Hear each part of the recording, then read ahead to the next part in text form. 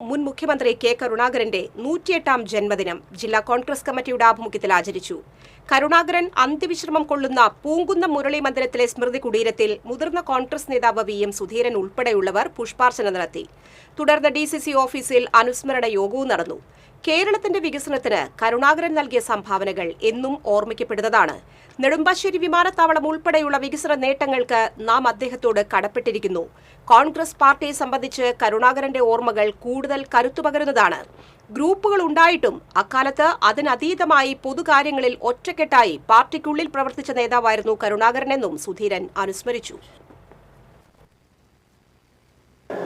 നെടുമ്പാശ്ശേരി വിമാനത്താവളം അദ്ദേഹത്തിൻ്റെ സ്വപ്നമായിരുന്നു.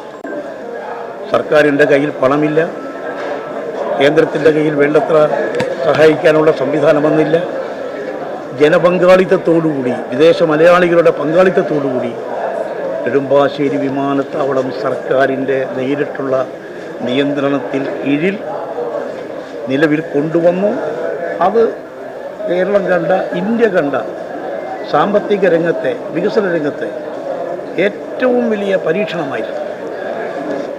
കരുണാകരൻ ഫോർമുല നെടുമ്പാശ്ശേരിയെ സംബന്ധിച്ചിടത്തോളം വിജയകരമായി പ്രാവർത്തികമാക്കാൻ സാധിച്ചു. നെടുമ്പാശ്ശേരി വിമാനത്താവളം യാഥാർത്ഥ്യമായി ഇന്ന് എണ്ണപ്പെട്ട വിമാനത്താവളമായി നെടുമ്പാശ്ശേരി മാറിയിരിക്കുന്നു എന്നുള്ളത് അഭിമാനകരമാണ്. അതിന് കേരളം നാം നന്ദി പറയേണ്ടത്, കടപ്പാടുകൂടി ഓർക്കേണ്ടത് പ്രിയപ്പെട്ട ലീഡർ കരുണാകരനെയാണ്. ഒരു കാര്യം ഈ സന്ദർഭത്തിൽ ഞാൻ എടുത്തു പറയട്ടെ.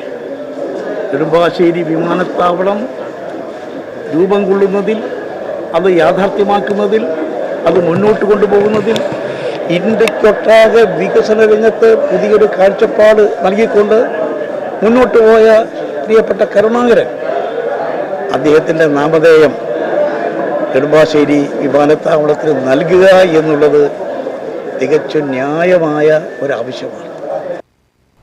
DCC president advocate Joseph Tajet അധ്യക്ഷത വഹിച്ചു. MLA Rajan J Pallan, mayor doctor Niji Justin, deputy mayor A. Prasad, UDF ജില്ലാ chairman TV Chandramohan, KPCC general secretary Jose Vallur, DCC vice president IP Paul തുടങ്ങിയവരും പങ്കെടുത്തു.